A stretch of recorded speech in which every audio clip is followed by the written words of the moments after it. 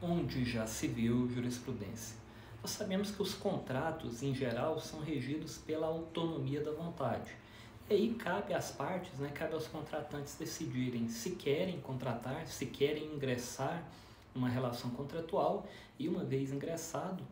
uma vez dentro da relação contratual, estabelecer em que limites eles querem, então, se obrigar, se contratar. E é por isso que antigamente,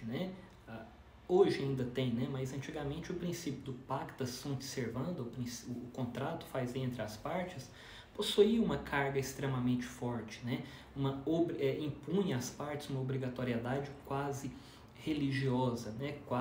era quase impossível se desvencilhar de um contrato,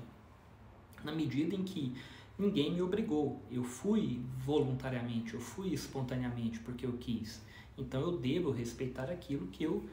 me cumpri, aquilo que eu prometi a cumprir, aquilo que eu me obriguei. Hoje, embora ainda se fale em pacta sunt servanda, ele fica relativizado por outros princípios, como, por exemplo, a função social do contrato e a boa-fé, mas não afastamos a ideia do pacta sunt servanda. E aí, dentre a possibilidade de criação de cláusulas contratuais, nós temos, por exemplo, a cláusula de não concorrência, em que pese ela ter previsão expressa no artigo 1147 do Código Civil, ali ela trata especificamente da alienação do estabelecimento empresarial. Então, é uma cláusula que, em toda alienação de estabelecimento empresarial, estará implicitamente incluída, caso não esteja expressamente prevista no contrato, proibindo o vendedor do estabelecimento de fazer concorrência com o adquirente nos 5 anos seguintes à venda concretizada, ou no caso de arrendamento ou usufruto desse estabelecimento, enquanto durar o arrendamento ou usufruto. E aí,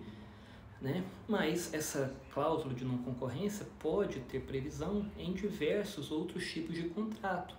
em que pese não haver previsão legal ou previsão expressa na lei sobre a possibilidade. Então, ao fim de um contrato de trabalho, uma separação de sócios de uma sociedade empresária, ou na venda não do estabelecimento empresarial, mas do controle acionário de uma empresa, é possível estabelecer então a cláusula de não concorrência. O prazo, o parâmetro que vai se observar essa cláusula de não concorrência será esse prazo de 5 anos do artigo 1147. E o STJ já falou que é possível estipular, mesmo na venda do estabelecimento empresarial, um prazo maior. É possível, por vontade expressa das partes, abrir mão dessa cláusula, porque ela não é uma cláusula de ordem pública, ela tutela puramente interesses privados das partes, e também é possível estabelecer um prazo maior para essa cláusula de não concorrência, desde que seja um prazo razoável, proporcional. Então, é preciso observar essa proporcionalidade, essa razoabilidade. E aí o STJ vai dizer que eventual cláusula de não concorrência que não observe os limites legais, ou a proporcionalidade, ou a razoabilidade, como, por exemplo, uma cláusula de não concorrência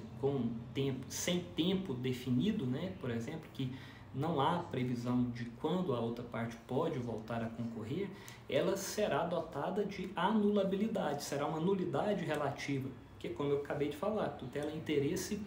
privado, interesse particular dos contratantes, não é uma cláusula de ordem pública, não tutela os interesses da sociedade. E aí, eventual cláusula de não concorrência,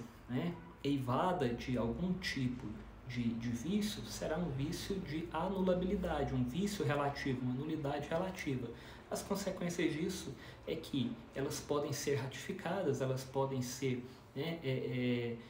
consertadas, e não acarreta a nulidade da própria cláusula, podendo haver o controle pelo Poder Judiciário ou pelas próprias partes, estabelecendo ali, passando então depois a fazer uma ratificação, estabelecendo, por exemplo, um prazo que não havia de previsão. Então, o STJ fala que se trata de uma nulidade relativa,